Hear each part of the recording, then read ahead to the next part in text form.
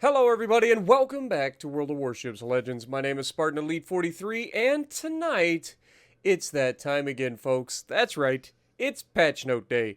So, as always, the one person that goes through and reads every single bit of them so that you don't have to, and tries to make them entertaining and explain some of the things that maybe Wargaming doesn't do very well at.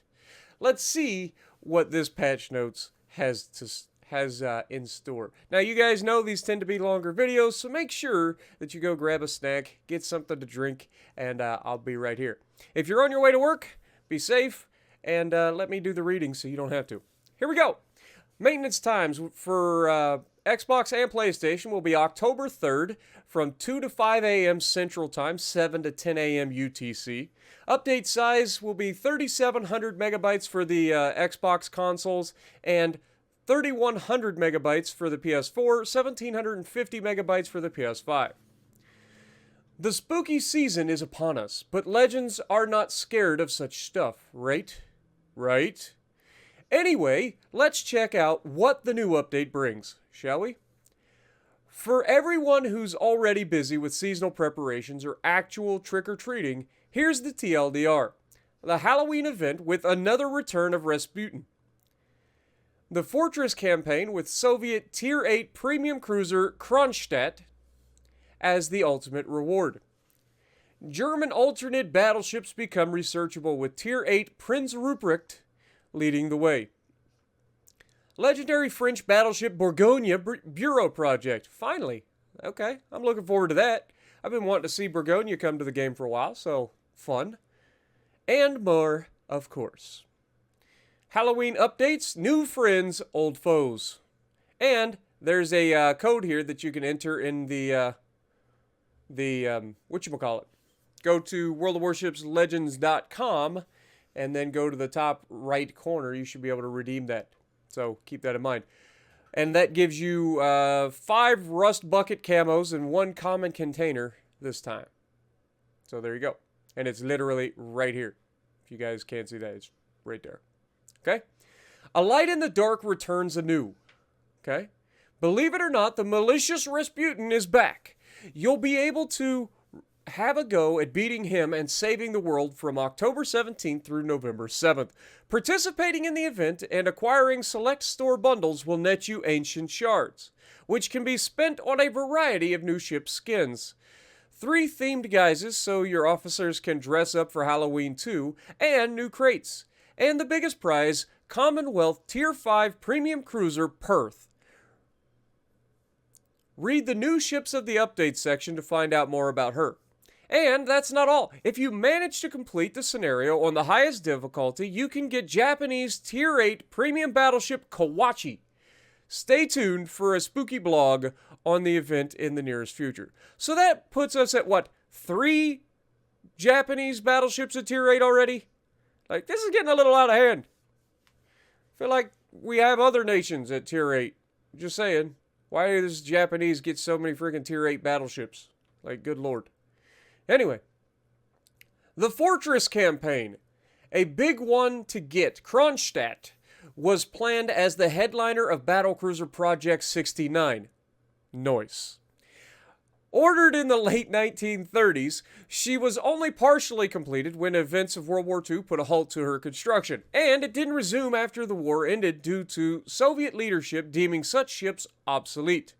Kronstadt packs the radar consumable, the best torpedo damage reduction of her tier at 25%, and the biggest health pool among her rivals by far.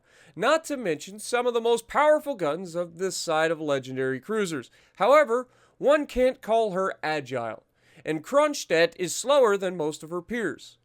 With the usual framework of 100 milestones over 5 weeks and the catch-up mechanic enabled, let's take a look at the prizes available. For the Fortress, obviously it goes from October 3rd to November 7th. Okay. Rewards that you can get without Admiralty backing. Right there. Which adds up to about 15,030 doubloons worth of things. With Admiralty backing, you get all of the previous and all of this, including the Tier 8 Premium Cruiser Kronstadt. Total value of the rewards, 73,263 doubloons. The German alternate battleships are now researchable. The Tier 8 Prince Ruprecht is here, and the German battlecruiser line is researchable. Get them now for powerful secondary suites, torpedoes, and sonar on board the higher tier ships, as well as a unique damage control party with limited charges but a faster reload. Still not seeing anything about a commander that gives you the ability to actually increase the amount of damage control that you get. So, interesting. The Bulgaronia. This is a ship that I've been looking forward to, not gonna lie. A new project is coming your way. This one is simply available for everyone. Complete it to obtain French legendary tier battleship of Bulgaronia. With the main battery reload booster and access to the engine boost consumable, she's also one of the fastest legendary battleships with a maximum speed of 32 knots, and she has some powerful AA defenses. This update also features research points as a campaign reward for the first time. These can be used to speed up progress in the same way as the breakthrough mechanic works for the following Bureau projects: Legendary Birthday 2022, Midway, Hakuru, and Bulgaronia. Besides the campaign, research points can also be obtained from select bundles in the store. Look, I'm all about giving us new ways to speed up the research in the Bureau projects. But why do they always have to put everything behind a paywall? Like, seriously, why is that a thing? Why is everything hidden behind money? Like, yeah, you just spend more, throw more money at it, throw more money at it. We already have an issue with higher tier ships being completely available for free, well, not for free, but for money. And so you get new players getting into the higher tier ships, and they have no idea what they're doing. I mean, all you got to do is look at all the Musashis right now, where they're completely incapable of playing the game whatsoever, and it just ruins the gameplay experience for everybody at the tier. So, yeah, I'm not a big fan of that, but I do enjoy the fact that they're trying to make it a little bit faster to research the ships. I just wish they didn't hide everything, like, I don't know. I've already said it. I know it's a free-to-play game. I know you don't have to spend any money. I know that, whatever. It's just one of those things. Like, on one hand, I'm conflicted. These are the best tier ships in the game. You should have to have some sort of experience by the time you get these ships. But at the same time, for those of us who do have the experience, like being able to speed up I'm conflicted, guys, is what I'm saying. Anyway, let's keep going. New ships of the update and more. British Tier 5 premium aircraft carrier, the Ark Royal. Hopefully complete with biplanes. And I love the fact that it's a Tier 5, re-emphasizing the reason why, Bismarck getting crippled by this ship is hilarious. If you guys don't know the story, Ark Royal was the carrier that intercepted Bismarck with its biplanes and crippled the Bismarck, dooming her to her fate, or him to his fate, considering the Germans, for whatever reason, made their battleships men. So, either way, Bismarck was doomed because of torpedo strikes from biplanes from the Ark Royal. So let us know what you guys think. But British carriers getting a little bit of love here. And given the fact that we have a British Tier 5 carrier coming in as a premium, it would not surprise me if in the near future we get a British legendary carrier coming up as well. French Tier 7 premium cruiser Bayard, I'm not sure exactly how that's going to be. Bayard. That sounds more French, to be honest. Between her fast turret traverse, above average speed and agility, and moreover a combination of main battery reload booster and engine boost, there are some very compelling reasons to take her into battle. So there you go. New French ship.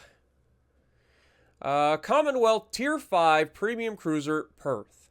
Now, if you guys aren't aware, the Commonwealth, obviously, I believe would be the Australians. And considering the Perth, I know Perth exists in Australia. From what I understand, it's kind of a crazy town, but yeah, it's a thing. So, Tier 5 Perth is coming. Sonar, crawling smoke generator, above average concealment and agility. What's not to like? Oh, and she gets a nearly tailor-made commander. Nice. That's not a knife. Oh, sorry.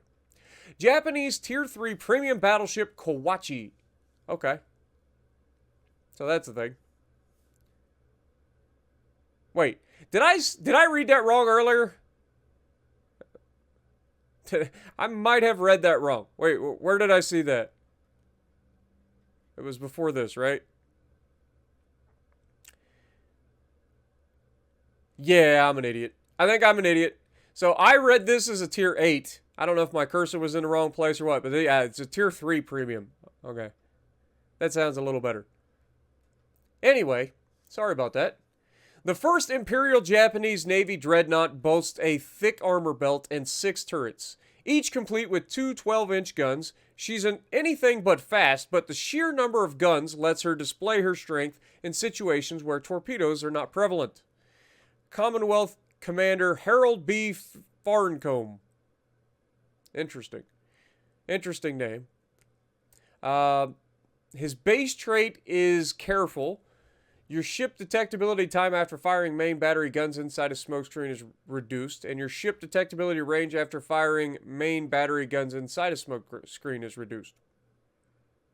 So the time and the range at which you're detected while firing your guns in a smoke screen is reduced. Okay. A new commander emerges so that Perth and Commonwealth commanders or Commonwealth cruisers in the future can have a worthy officer at her helm. Meet Harold B. Farncombe, with his skills being the following. Base trait is careful, which we already discussed. Unique skill, shell from the ghost. Increase both main battery range and shell grouping when firing in smoke up to 4% each. This commander will be available as part of the Perth bundle, obtainable for ancient shards in the Halloween section of the store. Balance changes. There are some blanket changes for carrier squadrons and carrier visibility. Squadrons receive more hit points, but we're taking baby steps as the last increase worked quite tangibly for squadron survivability. When it comes to visibility, our initial parameters didn't account for superstructure height and now will. This might change the survivability of motherships for some nations more than others. But on average, carriers still survive better than any other ship type, and carrier hunters are rarely able to break through until the mid to late stages of the battle. No kidding. It's almost like making the most largest ships in the game sneakier than most ships in the game is an absolutely incredibly stupid thing to do. But what do I know? Personally, I think carriers should have the highest detectability of everything in the game so that they can be spotted and shot at and countered by people earlier in the match.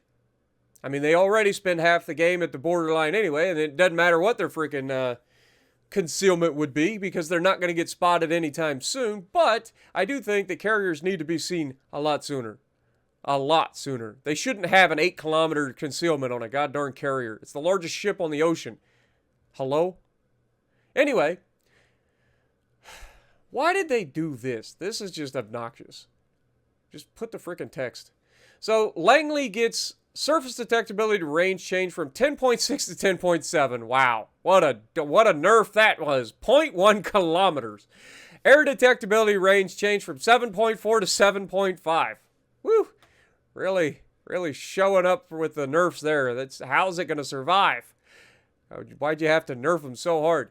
And of course, they get more HP to their freaking, their squadrons, because one thing that I've always thought at tier 3 is that the planes are so easy to shoot down because there's so much AA around. It's totally, right? Let's look at the Ranger. Ranger surface detectability changed from 12 to 13 kilometers. Okay, that's a little bit more of a nerf. You get to see them from further out. Nice. Air detectability changed from 8.4 to 9.1.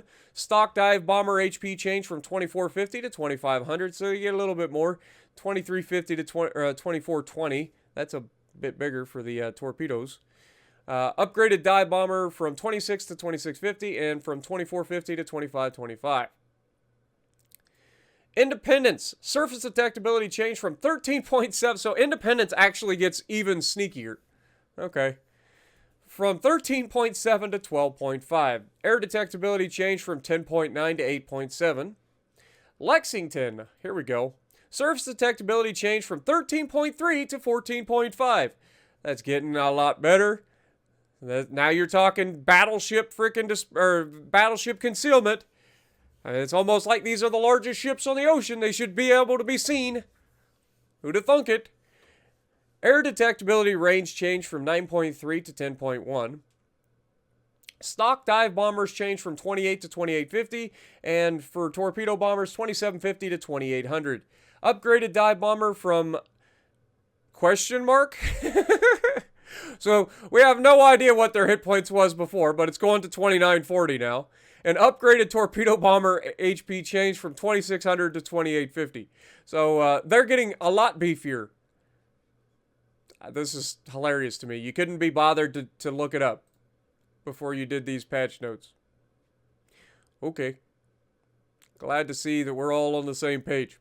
Surface detectability range changed from 12.6 to 13.8 with the Saipan. Again, finally giving us battleships type concealment. This is like battleship concealment with the battleship concealment, or the concealment mod. So having these things able to be seen, who'd have thunk it? Air detectability range changed from 10 to 9.6, so it was actually buffed, making it harder to see from planes. Interesting. Legendary tier midway surface detectability range changed from 16.1 to 15.2. Again, I don't know why it's not even out yet, and it's already being buffed. Like, why? If there's one thing that I saw when Peak showed me the video of the Midway, it did not look like it needed a buff. So I don't understand why it's getting a buff before it's actually out in the wild. That's unbelievably ridiculous to me. I don't understand this. The only people that have played with this so far are developers, super testers, and people who, like, have spent all the money to get there. I haven't seen a single Midway in the wild. Haven't seen a single Hakururu in the wild. None of them. In all the games that I've played. So the only people that have played this are CCs, devs, and super testers. That's it. So I don't know why it's getting a buff already. That's kind of ridiculous. But whatever. Japan. The host show gets surface detectability change from 10.5 to 10.6. And from air 7.3 to 7.4, dive bomber HP from 1500 to 1600, and torpedo bombers from 1520 to 1600. For the Ryujo, surface detectability changed from 11.4 to 12.4, air detectability from 8 to 8.7, stock dive bomber HP from 2050 to 2100, and stock torpedo bomber from 2100 to 2200. Upgraded dive bomber HP changed from 2150 to 2200, and the torpedo bomber HP changed from 2200 to 2300. Zuiho. Surface detectability changed from 11.3 to 12.3, air detectability range changed from 7.9 to 8.6, dive bomber HP from 2290 to 2625, torpedo bomber HP changed from 2500 to 2575. The Shokaku. Surface detectability changed from 12.1 to 13.8. Air detectability changed from 8.5 to 9.6. Stock dive bomber HP changed from 2500 to 2550. And torpedo bombers from 2500 to 2625. Upgraded dive bomber from 2600 to 2750. And upgraded torpedo bomber from 2750 to 2830. For the Kaga. Surface detectability changed from 12.6 to 13.8, and air detectability from 10.1 to 9.7. Legendary tier Hakuru, also getting a buff before it's actually out in the wild. Surface detectability changed from 15.7 to 14.6. Air detectability changed from 12.6 to 10.3. Now for the UK carriers.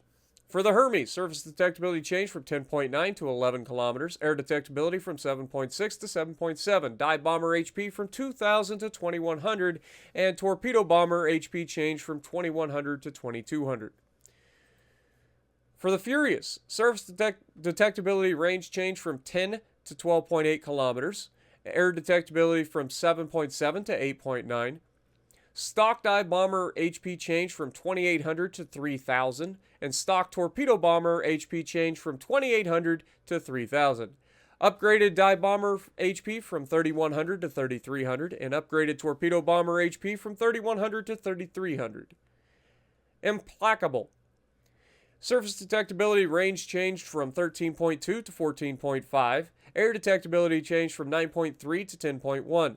Stock dive bomber HP changed from 3,000 to 3,100. Stock torpedo bomber HP changed from 2,700 to 2,830. Upgraded dive bomber HP from 3,200 to 3,300. Upgraded torpedo HP from 2,800 to 2,940. For the Germans, the Rhine surface detectability changed from 10.6 to 10.7. Air detectability range changed from 7.4 to 7.5. Dive bomber HP changed from 1850 to 1940, and torpedo bombers from 1520 to 1600. For the Vesa, surface detectability range changed from 11.7 to 12.7. Air detectability changed from 8.2 to 8.9. Stock dive bomber HP from 3550 to 3650. Stock torpedo HP from 2550 to 2625. Upgraded dive bomber HP from 3700 to 3800. Upgraded torpedo bomber HP changed from 2690 to 2770. Tier 7, August von Parseval. Surface detectability range changed from 12.7 to 13.9. Air detectability changed from 8.9 to 9.7. Stock dive bomber HP from 2600 to 2730. Stock torpedo bomber HP from 2200 to 2420.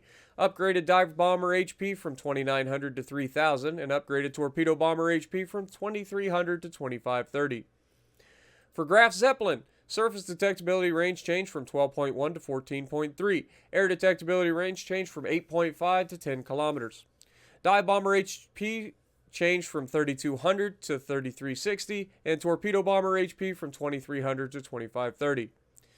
For the Russians, for Cosmolets, surface detectability changed from 11.8 to 10.6, so it actually gets a buff. And air detectability changed from 9.4 to 7.4. The Serov, surface detectability changed from 14.1 to 12.9. Air detectability changed from 11.3 to 9. So again, a buff for the Russians. Surface detectability for the Pobeda changed from 15 to 13.9. Air detectability range changed from 12 to 9.7. So instead of being the worst concealment in the game, the Russians are now in line with the other nations' carriers. The following changes are more surgical and are designed to bring the ships into line with each other so that none of them are dramatically different. However, Tallinn will be curbed a little, while Abruzzi should be a little bit more of a threat. And the rest are getting small modifiers in accordance with their performance over recent months. British Tier 6 cruiser Fiji. Main battery reload time increased from 7.5 to 8 seconds. Okay. Soviet Tier 6 cruiser Tallinn, getting a pretty hefty nerf here. Reload time for the main battery increased from 15 to 16 seconds for the stock version, from 14 to 15 for the upgraded version. Maximum AP shell damage was also decreased from 4,650 to 4,400, and stock hull armor is now the same as upgraded hull armor. For the Tier 5 premium cruiser Duca d'Aosta, upgraded main battery reload time increased from 7.5 to 8 seconds. And for the Italian Tier 6 premium cruiser Abruzzi, maximum AP shell damage increased from 3,100 to 3,400. Maximum HE shell damage increased from 2,100 to 2,300. Fire setting chances increased from 7 to 10%. Bug fixes. Cross-platform. Some of the engine settings for ships were incorrect, hindering them more than intended with an active flooding. Ships typically get a 20% penalty to their max speed whenever there's an instance of flooding. I'll be honest, I've never actually noticed that before. But a good deal of them were penalized by 50%. Well, that's quite a bit of a difference. Only a few ships will now retain the 50% penalty, and they are Lenin, Öland, Stalingrad, Paolo Emilio, Z-35, Weimar, Kleber, Jean Bart, and California. Okay, so when these ships are flooding, they get a 50% penalty to their engine speed. For console, ships sunk by SAP shells sometimes showed as just sunk in the battle log. Blocked players could receive invitations from those who blocked them on rare occasions. Rare cases of damage control parties not extinguishing fires in combination with particular commander skills. Interesting. And Viribus Unitas store page showed a color inverted camouflage. Okay. USS Independence was missing her AA information in the combat ranges widget. And rare cases of bomb drops significantly missing the targeted area due to desync. That sounds more familiar to what I play carriers. Like, I have never understood how I can get close and drop bombs and have the bombs completely miss the target. Like, I've never understood that. So that's an interesting one. Mobile. Rare crashes on lower account levels, and some text around the UI was slightly moved for better legibility. Other. A logo update. A small but significant change. It looks even better now. Okay. And camera reworks. Fixed a problem that caused torpedo prediction to change direction after switching from high to low position with the torpedo camera for the following ships: Atlanta, Atlanta B, Flint, Minot, Plymouth, Prince Heinrich, Admiral Makarov, Taranto, Gisano, Montcuccoli, Trento, Zara, and Amalfi. Fixed a problem that caused the camera to pass through ship hulls after they had sunk for big ships, Montana, Yami, and others. An artillery camera is now a little closer to the following ships: Fiji, Danae, Leander, and Edinburgh. Be brave this spine-chilling season and turn the tide. Okay, so there's a lot of things in this particular update.